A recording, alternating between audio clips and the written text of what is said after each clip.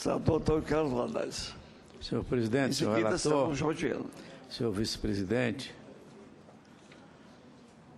senhora procuradora Raquel Dodge, senhor José Robalinho Cavalcante, presidente da ANPR, senhoras senadoras e senhores senadores. Em primeiro lugar, eu gostaria de enaltecer Vossa Excelência pelo vasto currículo que possui, numa prova mais evidente de que todas as funções que foram exercidas durante sua carreira tiveram ampla sustentação no seu trabalho e na sua competência. E, em segundo lugar, a forma simples, firme, porém profunda, com que respondeu a todos os questionamentos aqui feitos pelos senadores e senadoras que a interpelaram nesta audiência pública. Vossa Excelência se revela não só uma conhecedora profunda do Ministério Público, das suas ações, do monitoramento do seu trabalho, como revela, acima de tudo, uma comunicadora excelente, porque transmite com profundidade e, ao mesmo tempo, com simplicidade, para que, mesmo aquela pessoa que esteja ouvindo Vossa Excelência, não sendo da área jurídica, entenda perfeitamente as suas explicações. Vossa Excelência também poderia ser se não é, uma boa professora, porque eu entendi, no momento em que escutei todas as suas explicações, as suas palavras que realmente mostram conhecimento e identificação com o Ministério Público. Passemos às perguntas. Trabalho análogo à escravidão. Vossa Excelência tem exercido um trabalho de destaque no que diz respeito à proteção dos direitos humanos. Desenvolveu linhas de pesquisa sobre o assunto e sobre a escravidão contemporânea em Harvard. Foi designada para atuar como perita pela Corte Interamericana de Direitos Humanos, entre várias outras atuações. Isso demonstra a intimidade de Vossa Excelência com o tema. Em outubro de 2016, o Brasil foi condenado por essa Corte por não garantir o direito de liberdade violado pela submissão a trabalho escravo, na medida em que não adotou medidas para prevenir a forma contemporânea de escravidão, a que foram submetidas mais de centenas de pessoas, nem para interromper e punir os autores desses crimes.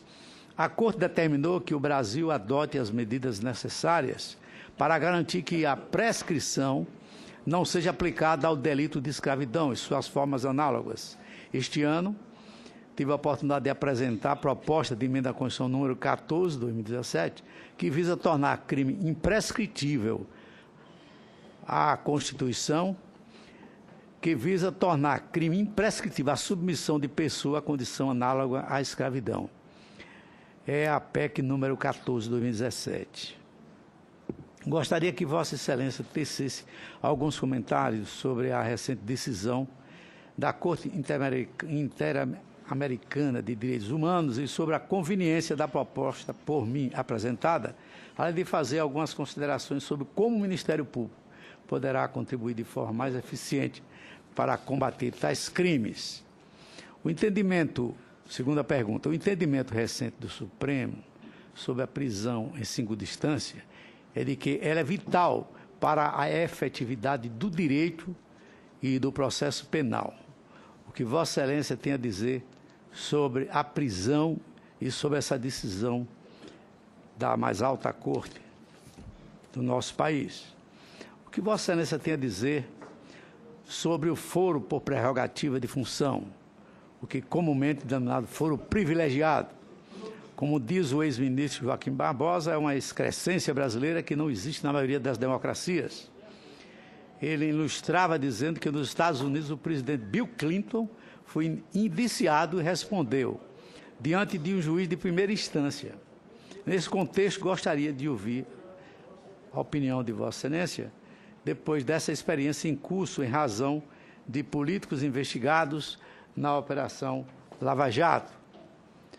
Além disso, gostaria de saber de sua opinião acerca da proposta do ministro Luiz Roberto Barroso, que sugere para o julgamento das autoridades que hoje têm foro por prerrogativa de função, ser criada uma vara federal de primeiro grau, cujas decisões caberiam recursos para o Supremo ou para o STJ, conforme o caso.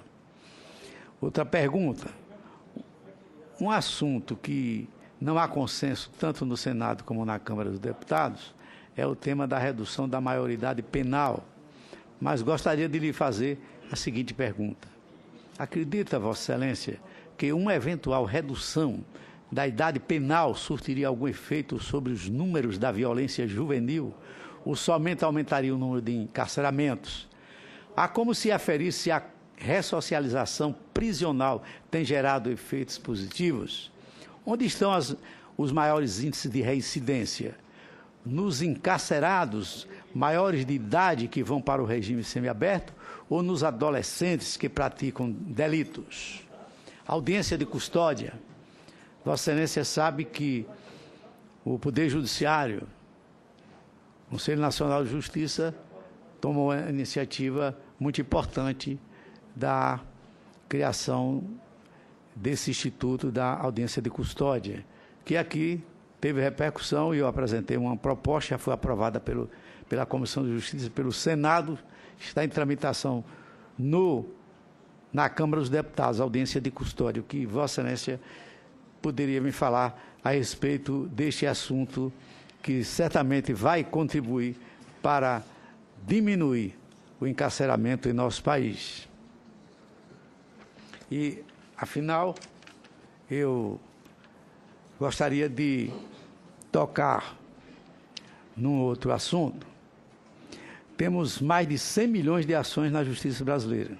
O maior cliente do Poder Judiciário é o Estado, seja por conta de sua omissão sistemática na prestação de serviços públicos. Assim, indago, que solução legislativa pensa Vossa Excelência que poderia ser adotada para combater esse problema e diminuir as ações na Justiça brasileira com a participação do poder público? No mais, quero parabenizá-la mais uma vez e tenha sucesso à frente de missão tão importante, representativa da sociedade brasileira. Senador